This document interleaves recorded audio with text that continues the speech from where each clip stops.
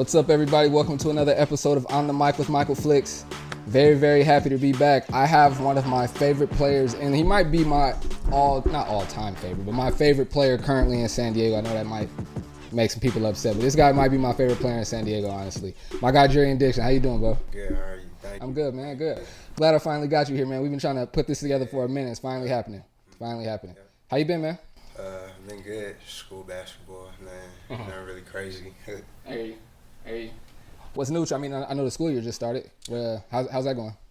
It's been good, just getting used to senior year, which is also kind of crazy. I don't really believe when people say it goes by fast, but right. I remember it being freshman year, so it's still kind of surreal that it's senior year, but I hear you. It's been good. It's been good. It feel good to finally be a senior, though, right?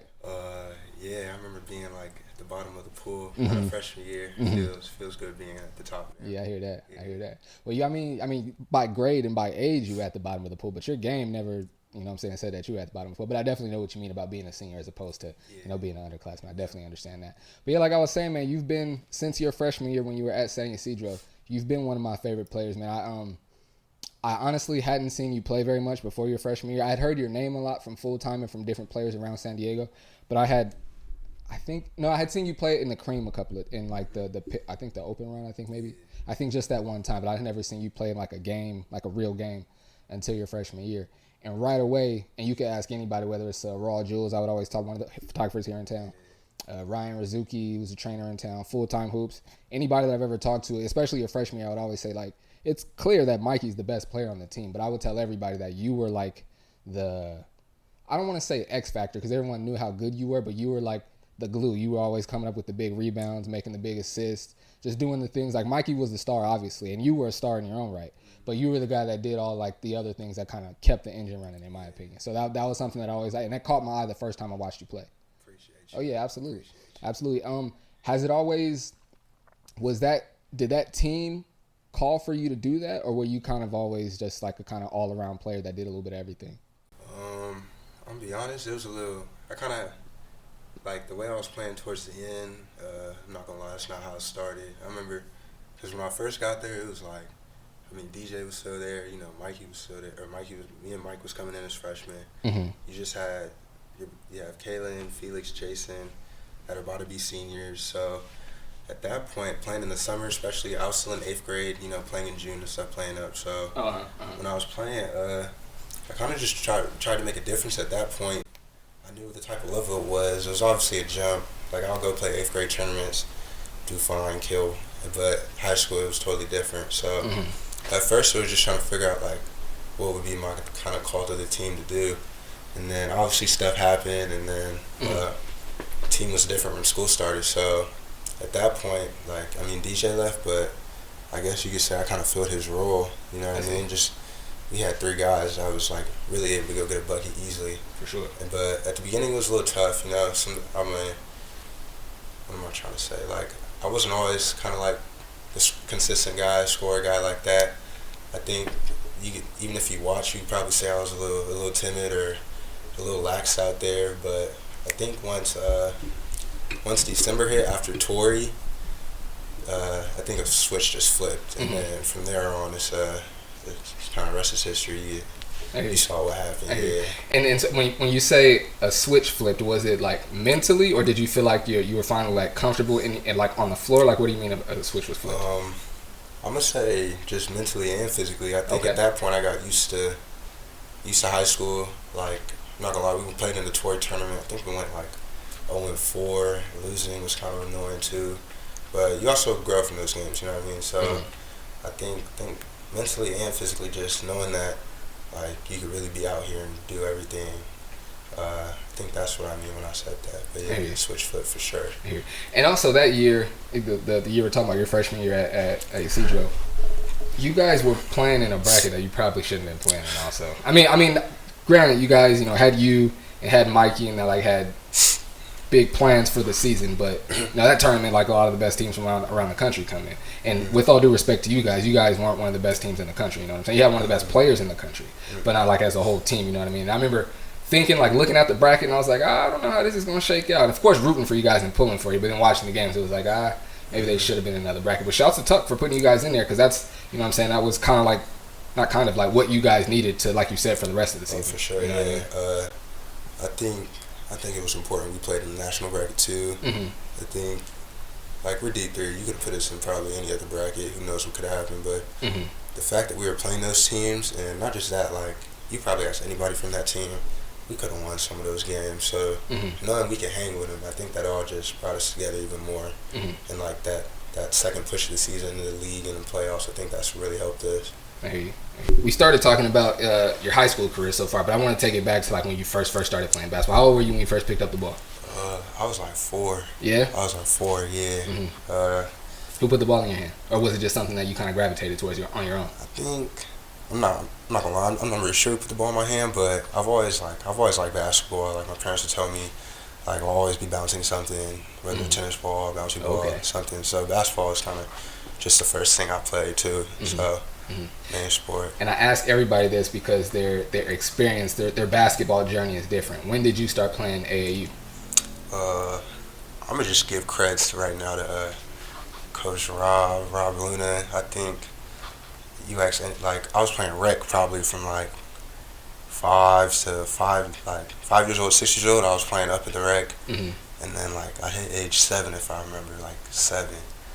And somebody at the rec like mentioned Coach Rob for San Diego Sabres is what he does. And honestly, he didn't have to take me in as that little kid, but he took me in at 7 and like I think wasn't afraid to develop me. So from 7 to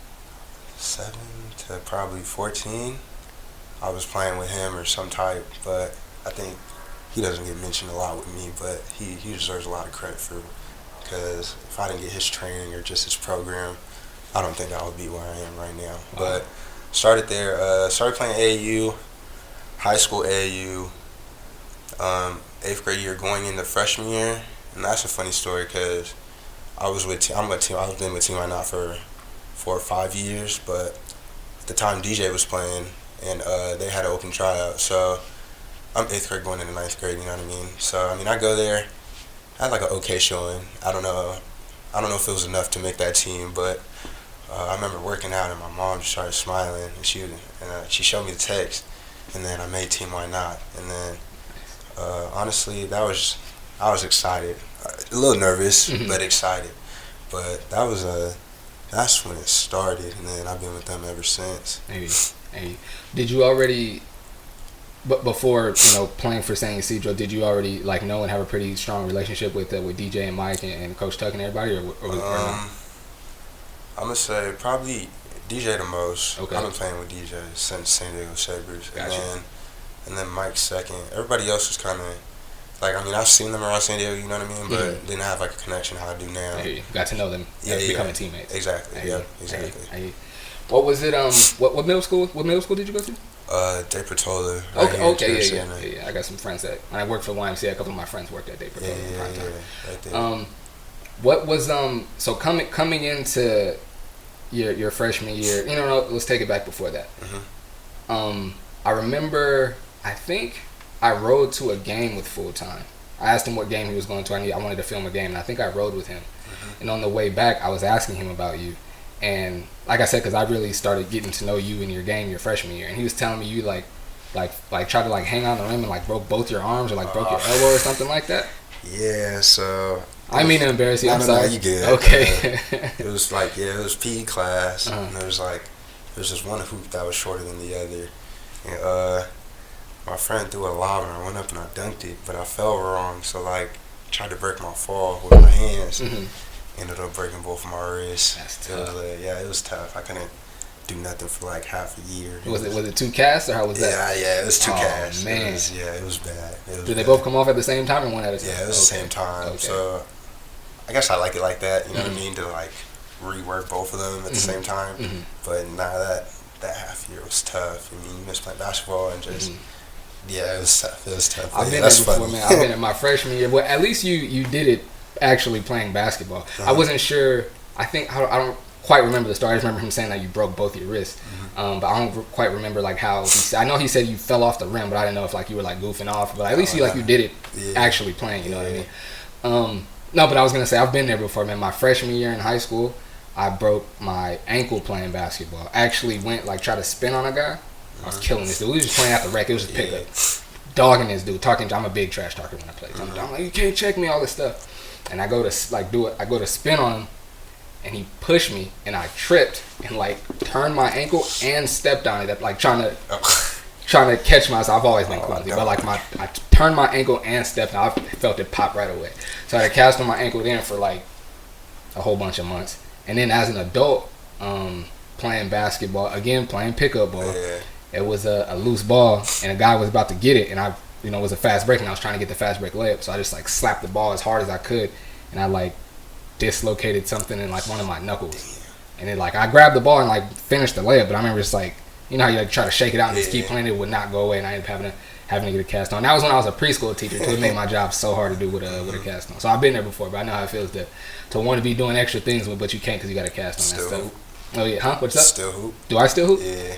I don't, man. I don't. And my one of my buddies is like, bro, you should come play in this adult league with me. I'm like, man, I have to hit up one of these trainers to get some work in before I get back, when I ain't trying to get out there and embarrass myself, man. Actually, 2018, like right when I think I'd only had my camera for like, I had just bought my first camera. I had it for like maybe 3 or 4 months, maybe.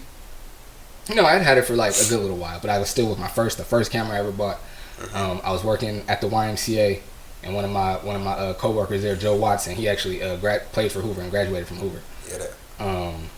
But he invited me to come play in his adult league, and what I'm saying, I've been a hooper all my life, and I'm like, I'll get back out there, I'll figure it out. I ain't played in a while, but I'll be a little rusty. 1-2 games, I'll knock off the rust. Yeah. I could not knock off the rust, bro. I was out there embarrassing myself, bro. And I told myself, if I ever play again, I'm gonna put some work in before I get back on the court. Cause I know all of them were they had seen me as a cameraman, and now I'm on the court. They're like, oh yeah, come hoop, and then they're like, nah, just go somewhere. And I was like, nah. And I used to be able, I was never as good as you, or like got recruited or nothing like that. But I used to be able to go a little bit. So to get out there and embarrass myself, I was like, I ain't doing this no more, bro.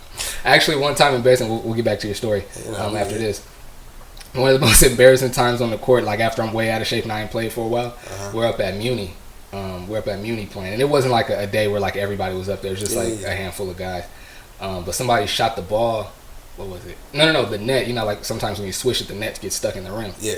And I used I'm short, but I used to be able to jump a little. I used to be able to two-step and grab the rim, like pretty easily. So I'm thinking like, I can still do it, but it's been years since I played, since I jumped or anything. I jumped, try to get the net out, and I wasn't even close, bro. Remember, I turned around and looked at everybody, and everybody's looking at me like, why did you even try that? Like, you small, why would you even? And I just gotta look at them like, nah, I used to be able to do that. So embarrassing. Embarrassing. I get that. So coming into that freshman year, your freshman year at San Ysidro, like I said, you guys had a really, really good team. Lost DJ, but still had a really, really good team. What was the talk about the expectations for the season? I'm sure the goal was to win CIF, but was there any other expectations besides that? I think from the beginning, I think it was just we gonna win CIF. Like, I think that was a given. I think we had too much firepower for the division we were in for anybody to stick with us. I think we was talking about going winning state. I think that was 2019, 2020. So I think a couple years before that, Country Day won state in like D3 or D4. So we were singing like not the same thing, but like forget CIF, like let's go win it. So I think the whole season like just manifesting, like talking about it, like really trying to put the work in, really do it. But yeah, CIF was like we knew it was gonna win, but the goal was state. We came up short. I was gonna say. Oh no, I can still ask it. What was it like that season with like? Obviously, I don't want to keep bringing his name. This is your interview, but with a player like Mikey with a big name like that, very talented as well. I don't want to just say with a big name, extremely talented, but also with a really big name. What was it like being there, like cameras all over the baseline and all this like attention like all season long? What was that like? Be honest with you, like it didn't hit me till probably like league, right? Like obviously every game we played, like there was fans, there was cameras everywhere, right? But I think it was just like let's play basketball, you know what I mean? Like kind of how I do now, just 5-on-5 basketball. Like I didn't really pay attention to like the other stuff. Like they would at me, I would look at it, you know what I mean? Maybe the videos on YouTube, we watch it as a team, but it didn't really hit me till league where like we'll play a team like Chula Vista and we're at Chula Vista. and like whole school's there. You know what I mean? And we're at Southwest, and he's not even playing, but you know, like gym's packed out. So it's just little stuff like that, like championship games, like people everywhere. It's just it didn't hit me till January, but that season was for sure a movie. It was fun. It was fun. I hesitated to ask because I was gonna say like it was your freshman year, so it wasn't like you played one year and now everything got crazy. It was like your first year in high school. It was a big hoopla, so it was almost like you don't really have much to compare it to. I'll ask you this though: what was it like playing on a team like that? And then I mean, you guys tried, had plans to put like this big super team together. But so what was it like playing like with all this attention and cameras everywhere and packed out gyms everywhere? And then you transfer and go to Saints, who still on a very good team, but like I said, the attention isn't the same. What was like the difference in that? I would say, well, to start off, like both times there's never pressure. You know what I mean? Like I've always felt like let's just go hoop. You know, who's ever watching will watch, but I'm just out here playing 5-on-5. The extra stuff we'll look at the extra stuff when it's done. But I think I don't think it was a major difference. I would say like COVID being a part, like nobody was in the gym really, so I think that was probably the year I got like used to it because as you saw, like every game freshman year is kind of packed. But now it's just like, whether there's 4 eyes or 400 eyes, I'm still gonna play basketball. But I would just say the difference is like, I think just the extra noise probably freshman year. Like, I mean, I was in tune to the games, but like you rewatch stuff and it's just like everywhere. You know what I mean? I think at Saints, like certain games, like especially last year, certain games it would be like that. But I'm not gonna say every game, but I think that was the biggest difference. Just like the noise on the fans and stuff, probably. I love how you say I'm just out here playing 5-on-5. That makes a lot of sense. I mean, every basketball player, every athlete should take that mentality, like block out everything and just play. But to hear you say it is like, it makes so much sense because you're always so steady. That's why like I would always like make sure to use that word whenever I like post something about you, and like in the caption I would always like say something about always steady, always smooth, because you're always like so even. Like you get, if you get a big dunk or like you do something, you'll you'll thump your chest, or you'll get hyped for a moment, but then you get right back to being steady. I've always really, really appreciated that about your game, man. Also, I don't know if the year goes how it did for me if I paid attention to other stuff. You know what I mean? Like, I think the way that I was doing it was just the perfect way to kind of get me through that year, and obviously it helped. So it was for sure a good year for me. Yeah. I hear you. How did because I mean you generated some college interest your freshman year, and then COVID affected everybody. So how in what ways did it affect you and your recruitment? Granted, you're only a sophomore, so you still have time. But in what ways did it affect you, or did you notice it affecting you at all? It affected me. I'm not gonna say it was like the biggest thing in the world for me because, like you said, I was a sophomore. But I just think like especially after the way I ended the year, right? I think like I was ready. I was ready for like that next high school season, and just that summer ball high school. Like I think I was ready for it. But obviously stuff happened, COVID happens, you can't control that. I think it kind of just put a pause on everything. You have to like, pivot your thoughts, rethink stuff. But I think it just affected me in like not being able to go out there and show people what I could do. I think that's the biggest way it affected me. Probably a lot of other people, but I'm just saying personally for me. What was it like going from a public school to a private school, and especially a school like it's all guys, no girls? I'm sure it could be a big difference. Like what was that adjustment like? Yeah, so I tell people all the time, like so I've been like pre-K through 8th grade public school. You know what I mean? Public school. Public school. So going to private school, not just going to private school, going to all boys private school, going to a school like Saints where so many people go in and out of that school, alumni. It was like I think the word to use, kind of like a culture shock in a way. You know what I mean? Just like I've just never been in like that type of environment. You know what I mean? There's kids that go to school with each other for since elementary. You know what I mean? Wearing the same suit and tie. Learning like from the same Bible for years, you know what I mean? So I'll be sitting here lying if those first like 2 months was rough, because I got in there January 1st probably, of like 2021 I think, in like January, to March was rough. I think what helped that was basketball. Just I think learning those guys, like that coaching staff, and then just settling into like everything helped me a lot. But that first year, it was tough for sure. But it's helped me grow in a whole bunch of ways. So sure. I can't take anything away from that. Yeah, it was different. I feel like the most like clueless and naive person in the world. I did not know until literally just a few months ago. I did not know that St. Augustine was an all-boys school. I never knew that. I probably could have guessed it because you guys' rowdy crowd is amazing. Your student section is amazing, but it's never any girls there. So I don't know why I never picked up on that. But when somebody told me, I was like, really?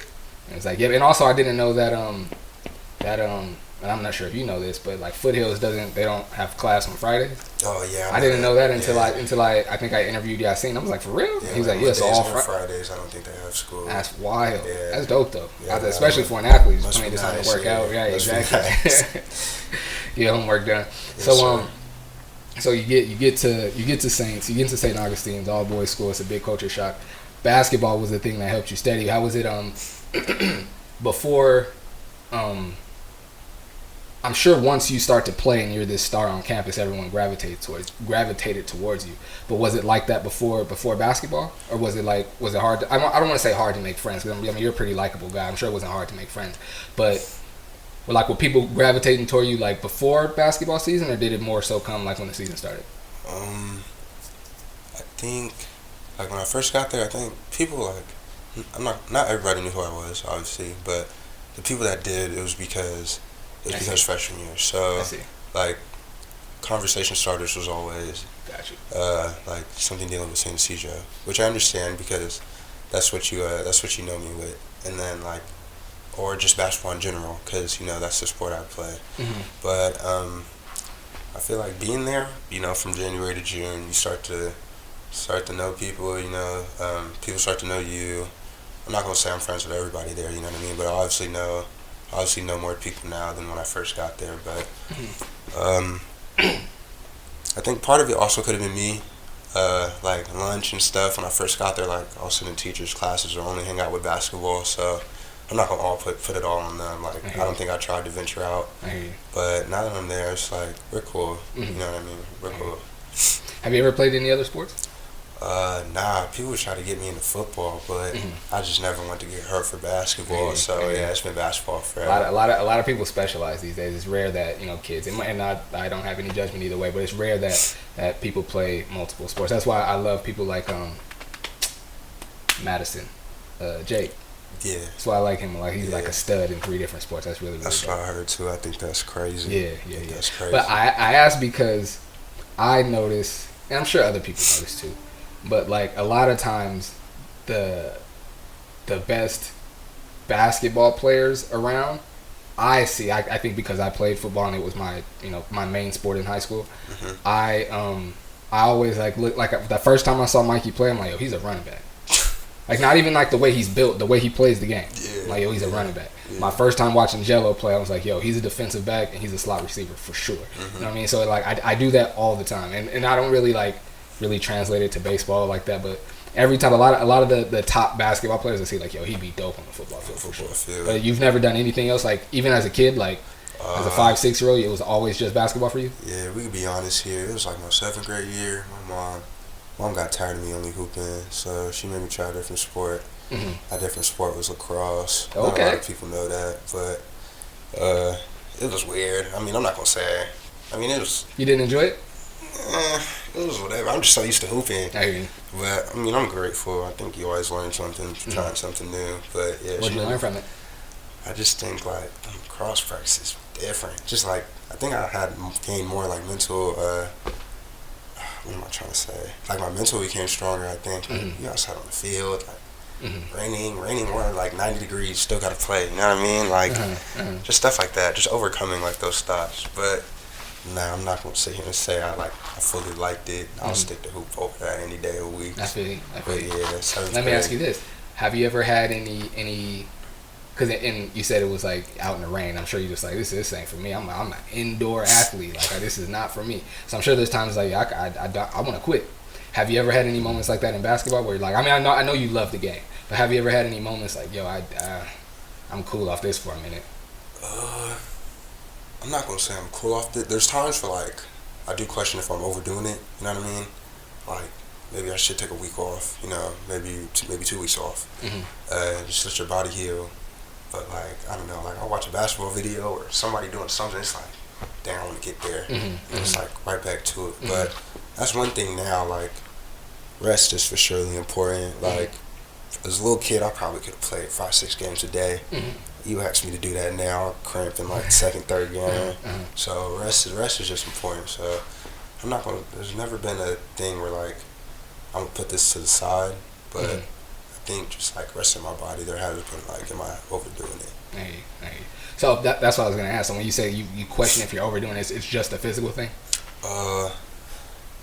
It's just a physical thing. Like I'll wake up, you know, like sore. I got you. Or like just don't want to get out of bed. I think that's my question. Like, should I take a couple of days off or stuff? But I think a lot of people that play basketball, like you take a day off and you're just like, dang, I need to touch something, touch basketball, work out. That's what happens a lot to me. So yeah.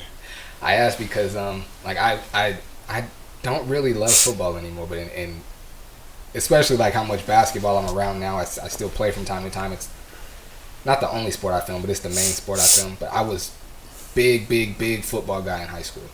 And I remember during Hell Week, I mean, basketball doesn't really have a Hell Week, so it's a little different in that regard. Yeah. But I remember being at Hell Week, and we running intervals. So you got to run like end zone to end zone and back. So like you do suicides on the 10-yard markers. We're doing that. And I remember like thinking after we did the 100, did the 90, did the 80, and our coach was like, all right, I'm gonna give y'all 2 minutes to catch your breath when we get on this 70. And I remember just putting my hands on top of my helmet. I was like, bro, nobody's making me do this. Like nobody's forcing me to be on this team. I should quit. Like I'm gonna quit. I could quit right now, and there'll be no consequences. Like my mom's not making me do this.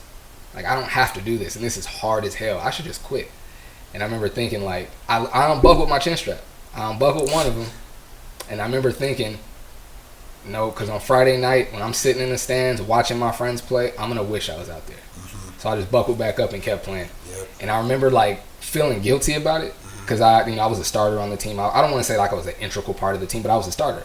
You know what I mean? And I remember like feeling guilty, like I almost quit on my team. You know what I mean? And I kept that to myself all season.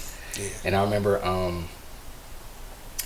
before the practice before we lost in the first round of the playoffs, but the practice before our playoff game, where our coach like gave us this big speech. He's like, you guys remember during Hell Week when you thought about quitting? We were running those intervals and you thought about quitting? And the whole team was like, yeah. And I remember all season I felt like I was the only one that had that feeling, you know what I mean? Like, and felt guilty. But then hearing the whole team like, yeah, we was all, yeah. So I was like, okay. So I always wonder, like athletes, especially the athletes that specialize, that don't really diversify in playing. And again, there's no judgment. But the athletes that specialize and only play one sport, I always wonder if it's like, if you ever feel like, you know, I could just stop if I want to, you know what I mean? Or maybe just try something else because this has been years and years of only one thing. You know there's for sure probably people like that everywhere. You know what I mean? Different sports for sure though.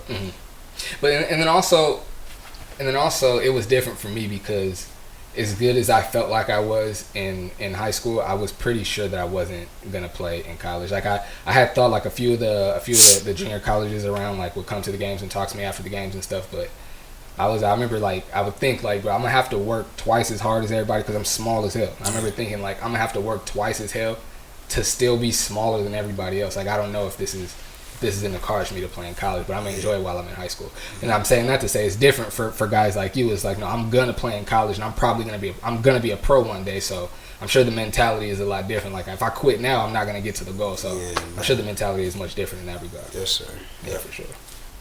But I just think, yeah, like I told my uncle the goal is a pro, like for high school, and like he'll call me after games, say you, like, but I mean he might yell at me or just say it, like he might yell at me or say like maybe what I don't want to hear, what I need to hear, but like after every conversation it's just like, you want to go to the league, right? You want to play pro, and I'll be like, yeah, and he'll be like, that's why we're having this conversation and why I'm harder than you, and it's just little stuff like that helps me, you know what I mean? But yeah, the goal step by step, obviously I'm going to play college, but I really feel I could take it more than college. You know what I mean? And pros, obviously NBA, but overseas, just G League, some type of pro. Really feel like I could do it. Absolutely.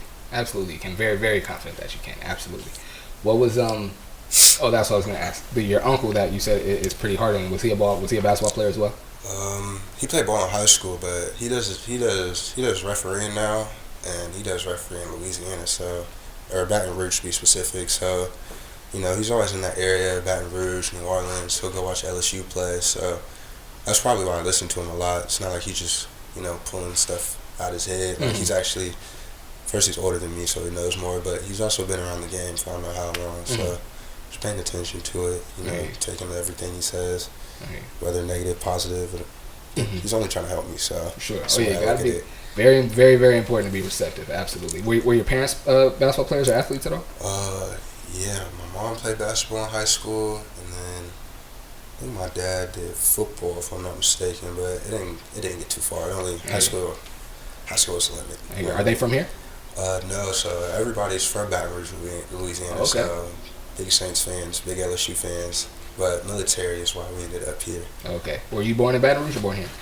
So from Baton Rouge, we went to Memphis, where I was born, but I was only there for like a year or two. So I was raised in San Diego. Got you. You visit back there at all? I haven't hit Memphis at all, but we go to Louisiana pretty frequently because family on my mom and dad's side, everybody's in there. So okay, nice. One spot, one stop. You know what I mean? So we go there a lot. Yeah.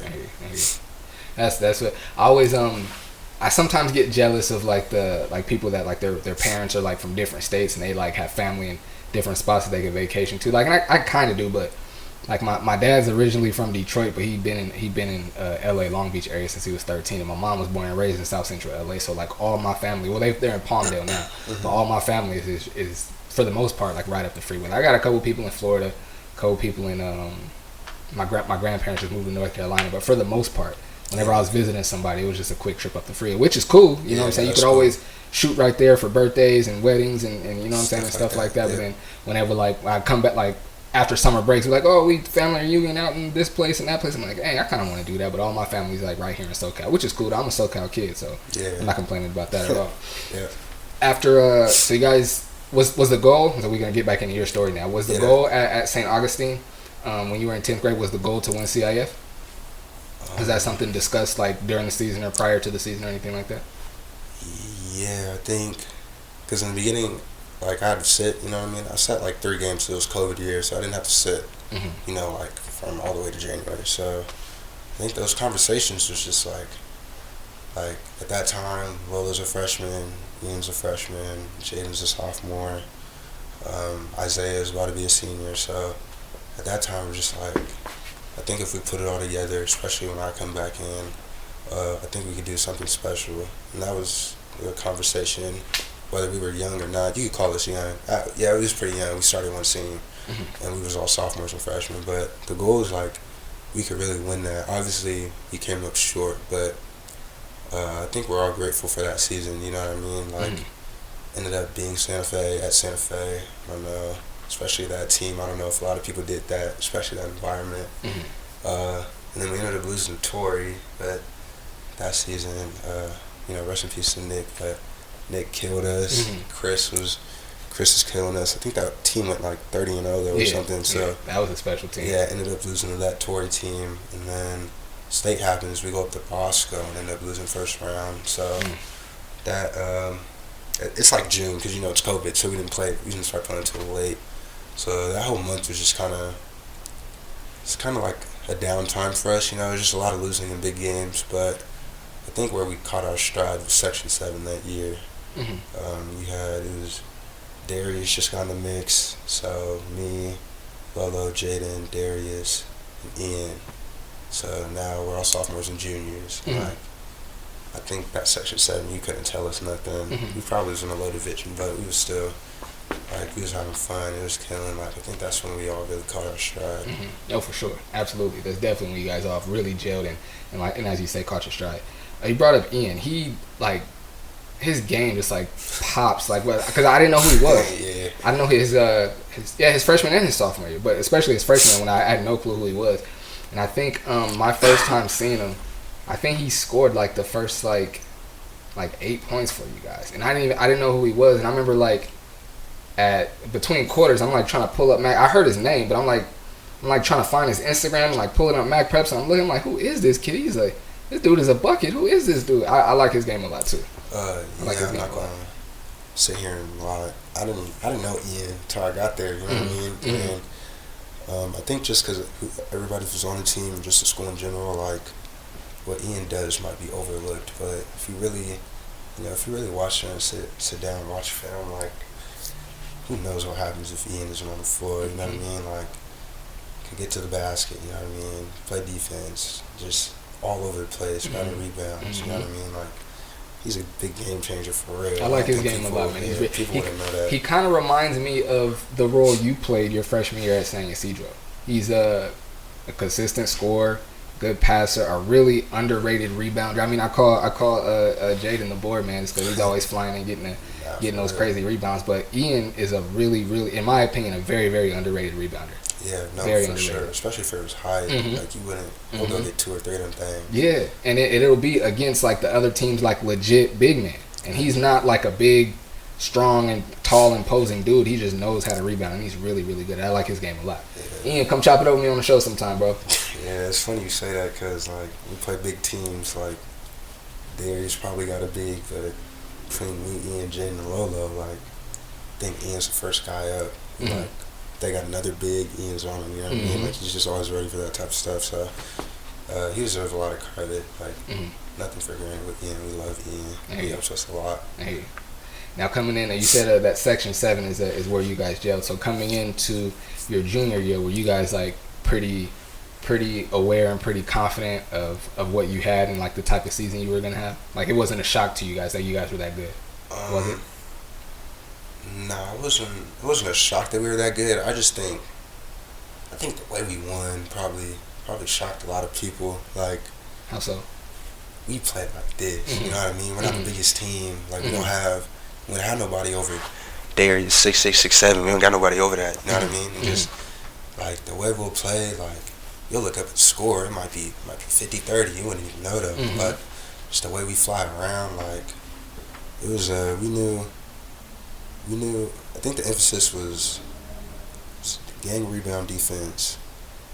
And I think we could go win anything. You know what I mean? We're not the biggest team, so we can't always rely on Darius or Ian to go get a board, like, or Jaden. You know what I mean? We always all 5 of us got a gang rebound, and then all of us could score. You know what I mean? In different ways, but we could all put the ball in the hoop.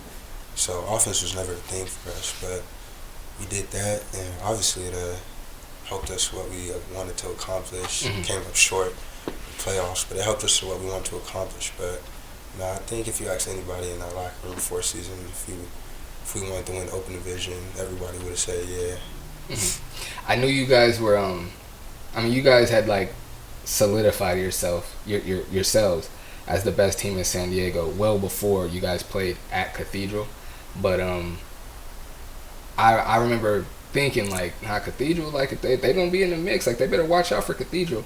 And then you guys played at Cathedral, and you guys had a stretch where like they had a really, really hard time getting the ball up the floor. You guys were taking it from like every time and converting every turnover into a basket. Now so I was like, oh no, they're gonna run away with this. Like it's not gonna, playoffs ain't nothing gonna be close. They're gonna run away with this. Yeah, I think just the whole plan of league. Like I remember before the league started, like obviously the game happens. Who knows what happened? But we should go win league games by.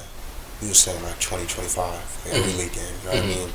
Obviously, there might have been games that were closer or the gap was bigger than that, but that was the goal. And I feel like that mindset really, really helped us. Just knowing the team can't be on the floor with all 5 of us, or all 15 or 12 of us. I think that's really what helped us. What helped us win this year. Hey. What? Let me ask you this. Whenever, like I said, there are times when you do like show a little bit of rah-rah, but it's very, very rare. Very rare. Is it strategic or on purpose? Like, do you have to force yourself to not react? Because there's sometimes I remember specifically at San Diego High, you caught an alley-oop and dunked it with two hands going away from, like, so the entrance going the opposite way, like going, going the opposite way. Yeah. It was dope.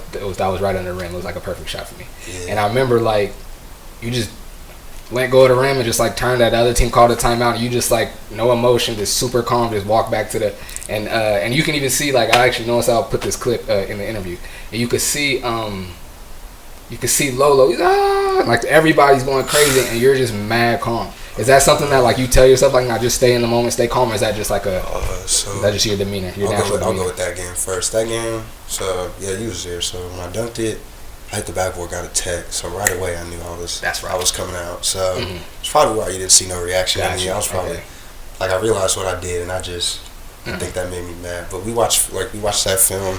Everybody was head tapping. Like, I really was the only guy that did it. But honestly, I'm not gonna be the guy, always up in your face, like, chirping at you. Now, if somebody chirps at me, like, I'm gonna chirp back, you know what I mean? Or, like, I think, in the big games, like, I think just that atmosphere kind of gets me, like, y'all can't mess with me. Like, I'm gonna talk my stuff today. But, unless somebody really starts talking stuff to me, or, like, we're losing and we should be winning, then I don't really, I'm not really the most talkative person, you know what I mean? I hear you. At least talking smack. Like, I'm not the talkative smack person. I feel you. It's what are what are practices like then? Because I know like Jaden, that's my guy. He's a big talker. Like, he talks and he's in your face. And he's very, very. I just posted a video about him. Very, very cocky, but he backs it up. Very, very confident. And then you're, like, a lot of times almost like the exact opposite. Very, very reserved. You don't talk much at all. So what are practices like when you guys have a matchup, if you have to match up at all in practice? So, like, well, I try to take it upon myself to guard Lolo or Jaden, just the players they are, and, like, it'll help me work on what I need to work on. You know what I mean? But, like, nobody will know this, but, like, last year I remember we was playing just, like, 5-on-5, and, like, Jaden and Lolo, you probably don't know this, but Jaden and Lolo, like, going at it, you know what I mean, to the point, like, going at each other. Yeah, to the point, like, stop the game, like it was over, bring it in, like, stuff like that. Especially this year, like, we're starting our workouts, but we was playing 5-on-5, like, somebody hit a bucket, somebody will say something, you know what I mean? I won't say something yet, because I don't know if I need to, but, you know what I mean? There's just little stuff we all do, but I think that helps us become closer, and helps us in the long run, like, brings us closer, you know what I mean? Like, between the lines, we know what it is, but off the court, if we can all come together and still be a family, still be friends and all that stuff, I think that's what really brings us together, you know what I mean? But, yeah, practices are kind of rough. We even have drills where, like, no fouls are called, yanking people's Lolo wear a jersey that's, like, teared in half. It's just, yeah, practices are a little rough, but it helps us. Oh yeah, absolutely. Yeah. Steel sharpens steel for sure. Yeah. You say you take it upon yourself to guard Jaden and Lolo because it's gonna, like, help you, in the long run. Were you the same way as Saints, Cedro? Were you like, nah, I'm gonna check Mikey in practice today, or, like, was that something that you picked up at Saints? So I think you remember Kalen. Yes. Okay. Yeah. So I would take it upon myself to guard Kalen. Gotcha. Kalen was my senior, and he's my guy till this day. But one-on-one drills, just stuff like that. Like, I think I would 94 feet stuff. Like, I'm trying to guard Kalen, and I'm not gonna say he didn't go by me or nothing, but I think it really helped me that year because just player, he was kind of developed. He was a senior, and I was just coming in. So he was kind of wild going at me and, like, talking his stuff. He was also teaching me the ropes, just high school and that school in general. So there's times where, like, me and Mike would guard each other, but I would say that majority of the year, like, it was me and Kalen going at it. That makes sense. Like, cause Mikey's a freshman as well, so that makes perfect sense that you're like, nah, you're the captain, you're the senior, I'm checking you. That makes perfect sense. A lot of sense. Yeah. So you've always been that way, though. Like, I want to go whoever the best player is out here. I'm gonna challenge myself every day and guard him. Yeah, well, especially with those two on my team, like, there's not a lot of guards that quick or like them, you know what I mean? So I think it's a little bit of confidence. Like, I'm not gonna stop Lolo or Jaden or Ian or Darius every time I'm on the floor, you know what I mean? But I know on the other team they don't got a Lolo, Jaden, Ian or Darius. So it just kind of gives me that mindset that I could really defend anybody, you know what I mean? But yeah. What was it like? What's it been like playing against Sierra Kane at Montgomery? Because you guys did that twice, right? Back to back years. Yeah. And then you played them in the playoffs as well. So what's it like playing against a team like that with like the top ranked in the country and like all the hoopla that comes with it? What's that like? Or is it just another game to you? Yeah, personally for me, like freshman year, just kind of molded everything. Like no game like that is kind of too big. I just don't get it. Like I know Sierra King, I know who they are, but like I played in a crowd like that. I know what you mean. Yeah. Whole freshman year, so it was more like another game, but looked at that more as like a statement game. I don't know if we got talked about a lot in California as a top team. I feel like we were one of the best, but we probably got to knock off one of the best, and we ended up going 0-2, losing both games to them by like a margin of less than like 8 or 10. But I think those are games I like. You know what I mean? Like, because if we win those, it's like same guessing, like it looks at us. But this experience is fun, especially for everybody that probably hasn't been on that stage, even in like AAU. Playing against some type of people, you know what I mean? Like, those games are fun for sure.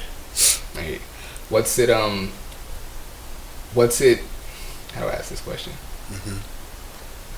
I'll just ask it the way I planned on asking it. Yeah. What was, do you feel like you're, recruiting wise, do you feel like you're being overlooked? Because, I mean, you have 2 CIF championships in 3 years, put 30 points on Sierra Kane in their gym in a playoff game. And I don't know if you watched the interview with Full Time, but he was talking about how like you've got 3 offers right now, 2 are gonna have to like be renewed because of the new coaches and everything. And he was telling me how like it doesn't make any sense to me how this guy doesn't have more offers. Like all that he's done doesn't make any sense to me. Do you kind of share that sentiment with him, or are you like, nah, my time will come, I'm not really worried? It's like it's 80-20. I think 20% of me is like, somebody. I'm not trying to blow my head, but somebody of my stature might have a little more than what I do. Like that other 80% is just. I think you just got to stay the course. You know what I mean? I feel, obviously I'm a senior, so it's a little bit more, the conversation comes up more, but I feel like if I try to play just always for the D1 scholarship, low, mid, or major, or high major, I don't know if it'll get me where I want to go. But one thing that's like preached a lot, like my family, it's just, it only takes one, you know what I mean, to get where you want to go. Like, I mean, Kawhi went right here to SSU, he's in the league. Ja went to Murray State, Dame went to Weber State, yep. Went to the league. Like it only, I don't need to be at Duke, North Carolina. You know what I mean? It only takes one, but there is, like I'm not gonna sit here and lie. Like I be on social media, I see people who I might be better than, or like maybe I played with, but I see them getting stuff. But I think just having a positive mindset that my time will come. I think that will help me out in the long run, and then just. Taking feedback from what people are saying about maybe why I'm not, or maybe why I'm not getting recruited. I think. What feedback have you gotten? Be honest, it's just like presentation, the way I kind of go about it. You wouldn't know. I might have 39 in like 5, but you wouldn't know that just because of the way I play. Especially right now, people tell me it looks a little too. Like, not effortless, but it kind of just looks like a little, it looks a little effortless out there, you know what I mean? So, like, I think one main thing I'm trying to do this year is just, be more energetic, fly around, you know what I mean? Just do the little things, dive on the floor. And then I think most of all is just become more talkative to, like, younger guys, because I think you got to pay it forward. People helped me freshman year, sophomore year. I think it's only right if I, help them the freshman, sophomore year, but yeah, just being more, making sure you like, you might know I'm out there, but making sure like feel my presence, you know what I mean? Yeah. So coming into, so you're going, your senior year is just start, the season had to start, that's what I was going to say coming in. So coming into your senior year, what's some of the, because I'm sure the team has the same goals that they had last year, maybe even bigger, but what's some of your personal goals that you've set for yourself going into your senior year? Last year I checked, like junior year I checked a lot of boxes. I remember, like, I can show you the notes. Like freshman year, like, I want to win league. I want to win league player of the year. I want to win CIF Open because we were D3. So at the time I thought, Open's like, where everybody's at. So I was like, I want to win that, not just win that, like show I'm the best player in that. You know what I mean? And I was able to cross all the boxes off. So just conversations with like my family is like, why not do it again? You know what I mean? I don't think, not trying to sound like this, but I don't know if there's a lot of guys that, like, if I do everything that I did this year, there's not a lot of guys that have 3 CIFs, 2 open, 2 CI Player of the Years, two league MVPs, 2 league Player of the Year, or two win league. I mean, you know, I don't know if there's a lot of guys like that. So the same goals as last year, but I think the main one is kind of tired of getting knocked out of state freshman year, second round. That sophomore year, first round. This year, first round. Like I'm trying to go play in SAC. So I think just making it far in state is really the goal. I'm not gonna say I'm not paying attention to San Diego, but you know, I've kind of won here. My goal is to like keep playing past the first week of March. You know what I mean? I hear that. But those are personal goals. Just like you know, like other side stuff, like Gatorade Player of the Year for my state. You know, Jordan Classic game, McDonald's All-American, Curry Camp, just little stuff like that. It didn't happen this year, but it's just extra motivation. You know what I mean? To see if I could really reach those. But those are kind of the personal goals this year. Hey. I skipped over. I don't know how I missed this, but we skipped over. I'm gonna backtrack to the end, or I guess going into your sophomore year. So before COVID and everything got crazy, I touched on it a little bit. We didn't get to really talk about it. Yeah. You guys were like building a super team over there in San Ysidro. Yeah. And I'm sure that's really, really exciting. And it's like, yo, like this team we putting together, like this is gonna be crazy. You know what I mean? And then it all fell apart because of COVID. Was there ever any thought, like after Mikey decided to leave, was there ever any thought to stay at San Ysidro and kind of be the man there, or was it like, no, like this kind of fell apart, I'm gonna go find a new team? For sure. I remember my senior Felix told me like in the beginning of the year, like, what? Like I was walking with my 4 freshman friends, and he was just telling us like, watch, not all you guys are gonna be here. And I would tell him, like, I'm gonna be here 4 years. I'm gonna be here 4 years. And then, like they all left. I was the last one to really leave. Yeah, I wasn't planning on it, honestly. I would have stayed, you know, just rocked out there sophomore, junior year, you know what I mean, and then senior year this year.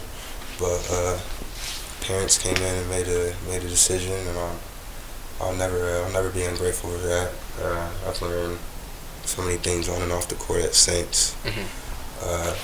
That'll help me in the long run, and so I'll never be ungrateful for that. But yeah, I was planning on staying, you know, sophomore year, junior year too. And your parents made that choice because of like it was a basketball choice, or was it more of an academic choice? I think it was both. Okay. My dad and mom were weighing the decisions on the court, off the court, and then just COVID happening. They were saying this was the best fit. So I'm a sophomore at the time, and I don't think they want to do anything that, you know, jeopardizes me. So I just went with it, and here we are now. You know what I mean? Yeah. Yeah, that's what I was gonna say. So going into this year with like you guys returning pretty much the whole team, and you guys were extremely successful last year. What is do you find it difficult at all to stay focused on the goal when it's like I'm sure the assumption is we're going to be good, probably even better than we were last year. So do you find it difficult, or have you noticed any of your teammates kind of, I don't want to say going through the motions, but just expecting to win and just like feeling like, no, it's supposed to happen? Do you or have you noticed any of your teammates struggling with that, or not struggling with it, but having that mentality? I think R5 know what it is, you know what I mean? I think it takes us to like tell the people that are coming in, the freshmen or everybody that's working out right now, to like, yeah, we won, but you know, it's always not given. Like we gotta re-amp it, you know what I mean? Just keep doing the little stuff. So personally, I'm a senior, so I take it day by day. I'm not trying to rush anything, you know what I mean? Because before I know it, blinking of an eye, it'll be June, I'll be graduating. So a lot of stuff is day by day with me, just, you know, not trying to overthink. But like stuff like this, like we really return all 5 guys that we didn't that we done just played with for 3 years. Or it would be 2 years, 3 years this year. You know what I mean? And we know what we could do, but making sure everybody's on the same page, making sure nobody's like relaxed. You know what I mean? And just going through the motions, especially like the juniors, because I mean it could tend to happen, of course, because that there's always next year for them. But yeah, just like me, Darius, Jaden, Vincent, just making sure we kind of hold the standard high for everybody. You know what I mean? Have you made it a point to be more of a leader and be? I'm not saying you weren't before, but now like being a senior, have you made it a point to be more of a leader and be more vocal, or is it like that more of someone else's role on the team? I'm gonna say yeah. I'll say it like I'll be the more talkative guy, like in like big games. You know what I mean? Like I'll be in the middle of the huddle, or like the bus ride, or like during halftime, timeouts. Picking people up. I think it's just like the switch this year is trying to play, but also trying to teach. Or not teach, but like also trying to give advice. You know what I mean? Like not like helping their confidence, because in the end, like they're not confident, how they're gonna help us. You know what I mean? So I think this year being more talkative, like during practice, I never really used to do that. It was kind of Jaden, Lolo, just making sure like I'm in the front of stuff, like when we start, not in the back or middle. You know what I mean? Just little stuff like that. I'm not saying I'm the best at it right now, but trying to be better at. So by the time we get rolling, like there's no question that people think if we could do it or not. Or is it so? Is this like a new thing for you, like being in more of a leadership role on a basketball team, or a leadership role in general? Is this a new thing for you? I mean, it's always assumed that the best player on the team is like the leader and the vocal leader, but I know, because I mean I was an athlete. That's not always the case. I've been the best player on teams, and I wasn't necessarily the leader, or like the vocal leader of the team. But I've also been on teams where I wasn't the best, and I was kind of in a leadership role. So I don't assume that you were or weren't, but like hearing you speak about like wanting to do those things, is this like a new thing for you, or have you done it before? I'm gonna say like the talking part's new. I think just the way I play, I've always tried to just lead that way. You know what I mean? Hit the open guy, like just play defense side of the ball, not just offense. And score the ball. So I think I tried to lead like without using my mouth, you know what I mean, without talking to people. I think what's new this year is me like actually expressing it, whether it's right or wrong, like saying it out loud. I think that part would be new, but I've always tried to lead just by the way I play. It's really, and I've said it in a few other interviews before, it's really cool to be able to provide this platform for you guys and like hear you speak and get to know you a little bit more, because I mean I mic'd you up at Cream of the County last year.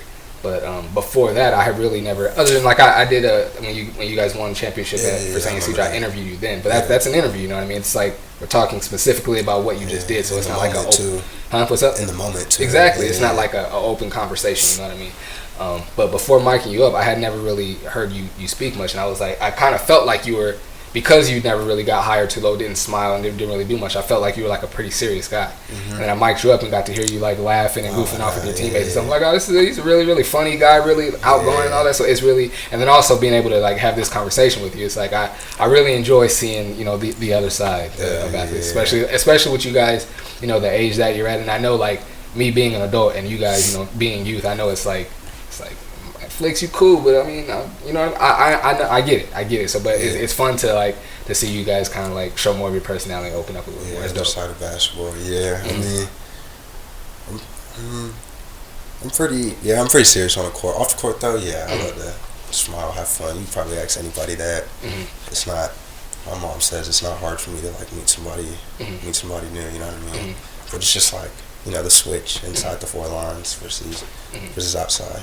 I could absolutely tell that. It was happy. Like first of all, I was happy that you allowed me to mic you up, but then also it made for good content. You're one of the best players in town, and like you were doing a lot of talking and a lot of laughing and stuff. But it was really just fun for me to just edit it and just like see the other side of your personality. It was really fun. It was really, really cool. I'm planning on mic you up a couple more times. I'll make sure it's cool with your coach and all that. But plan on mic you up a couple times this coming season too.